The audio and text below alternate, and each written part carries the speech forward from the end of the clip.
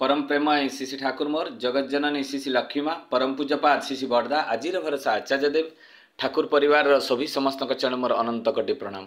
उपस्थित मोर प्रिय पूज्य परिचालक महोदय सप्रति ऋतिक देवता मंडली कर्मी मंडली गुरुभ्राता मातृमंडली छोट छोट पिला माने समस्त को मोर आंतरिक राय एवं जय गुरु। आज ये जो सत्संग यह हूँ विवाह उपलक्षे स्वयं पूज्य आमर जे जाजक कर्मी कृष्णचंद्र बसा दादा तांकर कनिष्ठ पुत्रंकर विवाह उत्सव एवं यही उपलक्षे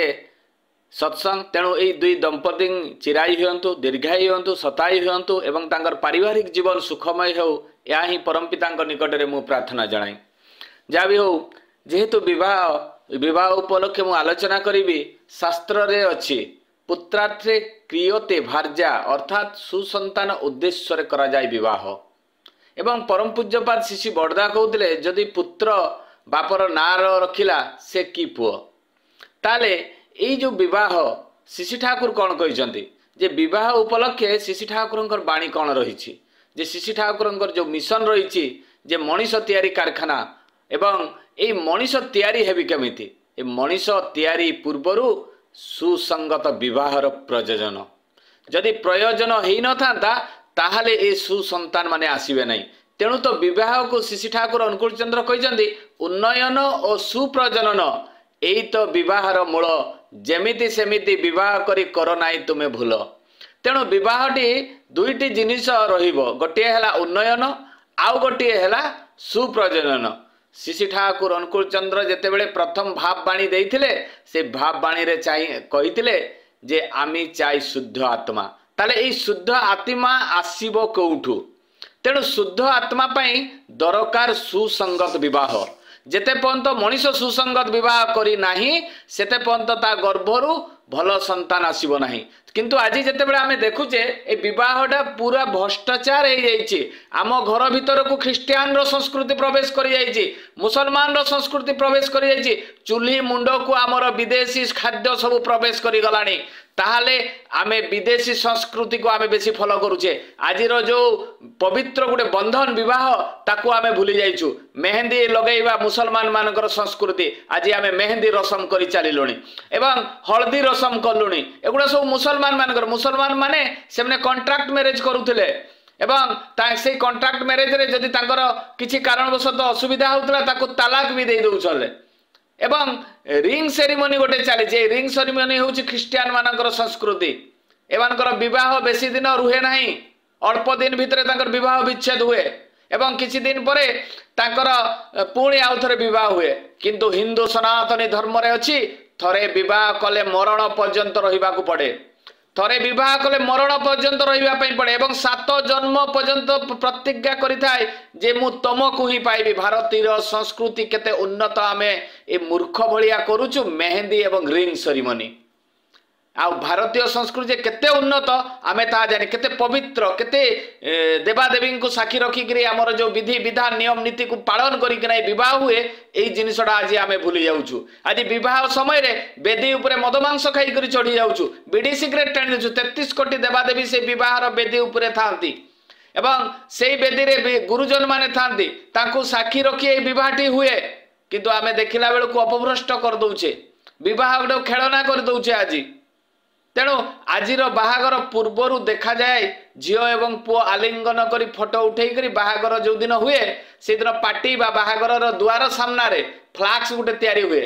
आगु तर झील पुओ मिलन हो जाए विवाहर पूर्वर हाथ धरा धरी फोटो उठा उठी भी हो जाए एवं से फ्लाक्स तैयारी करी बाहागर दिन सेटा को मारी दिया जाए दुआर सामने वेडिंग एवं ता ना लिखि दिया जाए। ताले आमर ये जो संस्कृति विवाह पूर्वर स्त्री को छुईवा मना आमर भारतीय संस्कृति ओडिशार संस्कृति एवं आमर संस्कृति परंपरा रे अछि जे विवाह पूर्वर स्त्री को छुईवा मना ताहले ए भारतीय संस्कृति रे 8टी रेखा अतिक्रम कला परे स्त्री को स्पर्श करा जाए। प्रथमे कौन करा जाए जे पिता माता गुरु गुरुजन माने चयन करंती किभली झियो माने विवाह करा जिवो आपण चिंता करते ये जो 8टी जिते पर्यंत रेखा अतिक्रम न कराई से पर्यंत स्त्री को छुईबा मना किंतु देखला बेलू आम सब फ्लाक्स तैयारी करके टांगी दौचे आगु फोटो उठे दौचे आगु आमर पुओ झील मैंने एकाठी बसिकिना गपसप करने आरंभ करदे माने भारतीय संस्कृति केते कदर्य हो गलानी गुरु गुरुजन मान को आज मानु ना निज इच्छा अनुसार विवाह कर पकाउछन्ती एथिरे कोनोसी प्रकार शास्त्रीय मत कोनोसी गोटे प्रकार भी नाही खाली देखा लोक मानू बहार माने बरजात्री जाऊँच खाऊँ सब अखाद्य खाई सब बह चली बह गोटे एत पवित्र जोटारे कि आम निष्ठापर भाव में पालन करने कथा से जिनसा आज आम पालन करूना ताले प्रथम सोपान रे कौन करा जाए जितेबले माने गोटे झील को चयन करा जाए से झील को किए चयन करती जे गुरु गुरुजन माने पिता माता माने जे कौ झील कौ पिला ठीक कौ पिला कौ झील ठीक द्वितीय सोपान रे आम कौन करूँ जे बंधु बांधव देखापी जाती जितेबले ठीक हो जाए झीलटा कौ झील को देखापी जा कौ झीलटा कौ पुओ ठीक से बंधु बांधव मिसी सब वयस्क लोक मैंने जाती जाइकिना झील को देखिकिना आसती झीर कौन देखती ता आखि देखती पाद देखती आंगुली देखती नख देखती यही जना पड़े से झीलटी लक्ष्मीवंत किना से मैंने जापारुले गोटे झील को देखी कौ पिला कौटा ठीक सब विचार करुले झील मानकर देखुले जे तार पाठ पढ़ा केते पुओ अपेक्षा बेसी हेले से माने मना कर दउथले आग काल रे जे पुओ अपेक्षा टिके असुंदर हेले भी चलिबो पुओर गुण सबुठारु श्रेष्ठ हवा दरकार विद्यारे भी अधिक हवा दरकार सुंदर रे भी अधिक हवा दरकार धन रे भी अधिक हवा दरकार आधिपत्य भी अधिक हवा दरकार झील अपेक्षा तेणु पिलार एई जिनिस गुडाक सब देखुले बंधु बांधव जाइकिना पुणी तृतीय सोपान रे कौन होउतला से समय जितेबाला गुरु गुरुजन माने देखिकिना आसी सारिला परे तापरे से बर जाए एवं बर सहित किसी गुरु गुरुजन माने जानती से पुओ पिला सहित एवं गुरु गुरुजन माने जाई से माने सब मुदी दियंती मुदी देवार विधान भी अच्छी किंतु आगुरु सब कौन होउतला जे फल प्रदान करा होउतला जितेबाला पिला पसंद कर दउतला गुरु गुरुजन माने पसंद करुतले सेतेबाला फलर आदान प्रदान फलटा होची मंगल शुभदायक तेणु फलर आदान प्रदान होउतला चतुर्थ सोपान रे कौन होता बागदान माने जवाब जोटा कमेंटमेंट जोटा को कह जाए माने बाहागर पई उभय परिवार सहमत एटा से माने 2 जन परिवार जाक बागदान माने सेठरे सहमति दियंती एवं तापरे बेदी तैयारी आरंभ हुए पंचम सोपान रे कौन अछि पंचम सोपान रे अछि जे झियर भाई से सहमति दिए स्वीकृति दिए माने झियर भाई जो दिन डेट निर्धारित होता है बागदान समय रे सब डेट निर्घंट हो जाए तेणु ये जो पंचम सोपान रे कौन हुए जे पुओ पिला माने भौणीर भाई सी निजे सहमति दिए एवं बर धरिया पाई जाए झीर भाई से बर घर को आसे एवं बर को निज हाथ में धरी से गाड़ी रे बसैकिना आणे तेणु तापरे षष्ठ सोपान कौन जितेबाला बर जाई पहुँचे कन्यार ग्राम बाहर बरर समस्त बंधु बांधव से रुहंती तांको बर डेरा कह जाए एवं बर डेरा रे गाँर एवं बंधु बांधव सब आसी निमंत्रण करती जे जो बर सहित जो तांकर बंधु बांधव ग्रामवासी सब आसीचंती आमे सब निमंत्रण कलु ए आम झीर बाहागरे आपण समस्ते उपस्थित रही ए पुत्र एवं कन्या को आशीर्वाद सहित ए विवाह को साफल्य मंडित करिवे बोली सेठी निमंत्रण करा जाए एवं निमंत्रण कर सारिला परे ग्रामवासी सेमानको स्वीकृति दियंती जे तमे आम गाँर झील को विवाह करिवो तापरे सप्तम सोपान कौन जे सप्तम सोपान होउची जे विवाह संस्कार अग्नि को साक्षी रखिकिना सेठी 33 कोटी देवादेवी को साक्षी रखिकिना विवाह हुए एवं सेही विवाह रे समस्त प्रकार जे जहाँ प्रतिज्ञा थाए विवाह एवं कन्यार प्रतिज्ञा सेठी हुए अग्नि को साक्षी रखी गुरु गुरुजन मान को साक्षी रखी जे सेठी पुओ तार प्रतिज्ञा करे विवाह जितेबाला करे गंठी पड़ी सारिला परे बर आगरे बुले अग्निर एवं ता पछे पछे झील बुले एवं सेही समय रे ब्राह्मण बा पंडित से कही दियंती जे तमे एई वचन गुडाक अग्नि को साक्षी रखी गुरुजन मान को साक्षी रखी 33 कोटा देवी देवी को साक्षी रखी तुमे प्रतिज्ञा कर बोलिकिना तो बर कौन कहे जे प्रथम वचनटी तार थाए तीर्थ व्रत होम यज्ञ दान आदि सब कर्म कार्य मो सहित करिवो द्वितीय रे पुओ वचन करे जे मु मोर धर्मपत्नी को अर्धांगिनी भावी आज ठारू तार प्रतिटी क्षेत्र में मोर अधा अंग भावी ध्यान करी तृतीय वचनटी से कहे पुओ जे मु मोर धर्मपत्नी को घरर लक्ष्मी भलिया देखिबी एवं जहाँ बंची थिला पर्यंत तार भरण पोषण दायित्व नेबी चतुर्थ वचन टी थाए मु मोर पितामाता भलिया तांको पितामाता भी से मु जत्न आदर करी मु तुमको कौन सी परिस्थिति रे अपमान करी ना। पंचम वचन टी थाए घरर देण नेण समस्त कार्यक्रम रे तुमर परामर्श नेबी। षष्ठ वचन टी थाए मोर दुख सुख रे तुम्हें दुखी हेब एवं सुख रे सुखी हेब। गृहस्थ ग्रह रे जहाँ जहाँ काम हम जहाँ जहाँ असुविधा हम तुम्हें मोर सुविधा असुविधा रे सहयोग करिवो। सप्तम वचन टी थाए मु अग्नि को एवं पितामाता गुरुजन मान को परिवार वर्ग को साक्षी रखी तुमको आज ठारू स्त्री रूप में वरण कली।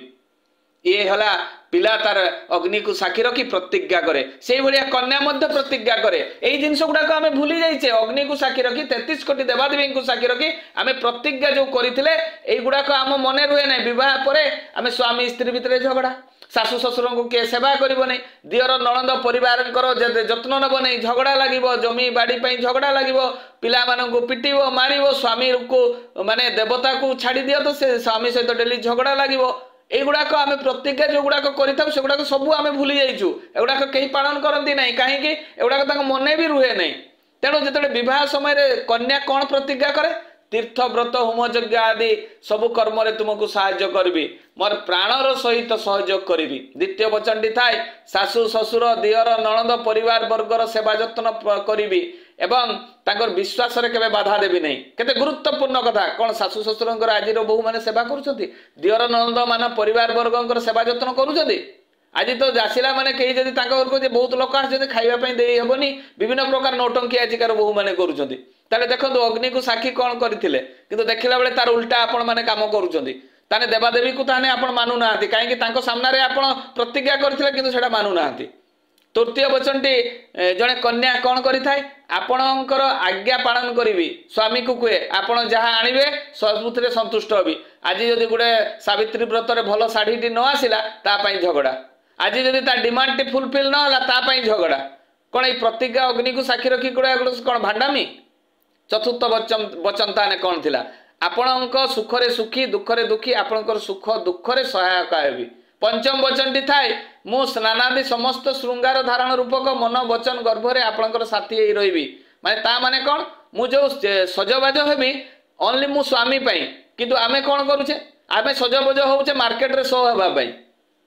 ताले देखंतु आमे कौन प्रतिज्ञा करथिले कौन काम करूचे। षष्ठ वचन टी कौन जे मु आपणको कौनसी परिस्थिति रे त्याग करि पारिबी नाही पर पुरुषर छाई भी मारिबी नाही। देखंतु केते गुरुत्वपूर्ण कथा किंतु विवाहर किछि दिन पर डाइवोर्स हे होउची। यही सब प्रतिज्ञा माने भगवान को आम कहीं मानुना खाली गोटे ये सब नौटंकी चले एटा फैशन बहटा आम भावी नहीं। सप्तम वचन टी थाए आपण करुथिबा धर्म अर्थ काम संवर्धित समस्त कार्य आपणकर सहित संपादन करी अग्नि को पितामाता गुरु गुरुजन परिवार वर्ग साक्षी रखी आज ठारू स्वामी रूप से ग्रहण कली देह मन अर्पण करुछि। ताले चिंता करंतु आमे ये जो प्रतिज्ञा करिथाउ ए प्रतिज्ञाटा को आमे केते दूर मानु ताले ए प्रतिज्ञा आमर केते दिन पर्यंत आमे लिभेई पारु सेटा आमे चिंता करिबा। देखिला बेलको एगुडाको आमे किछि करूना। गोटे कथा मोर ठाकुरंकर मने पड़े एई जो आमे जो प्रतिज्ञा करिथाउ ताकू आमे किभଳି लिभौछु। जणे दंपति आछन्ति से ठाकुरंक पाखकू एवं ठाकुरंक पाखरे आसी निवेदन करछन्ति जे ठाकुर जे आम दी जनकर भितरे डेली कलह। ठाकुर पचारले काहेकि रे ठाकुर आमे दी जन जाक चाकरी करूछे आमे दी जन जाक ऑफिस को जाउछे मु भी ऑफिस को आसिला बेले थकी जाए सी भी थकी जाती जिते बड़े मते मो स्वामी कहते रोषई करने से मते सहयोग करती नहीं। ठाकुर सेते बेले दी जन जाको दीटा उपाय बतईदेले जे माटी को कहले जा बड़ माँ पाक जीवु जा जे लंठन टी लगे करी आनिबा पई कहबू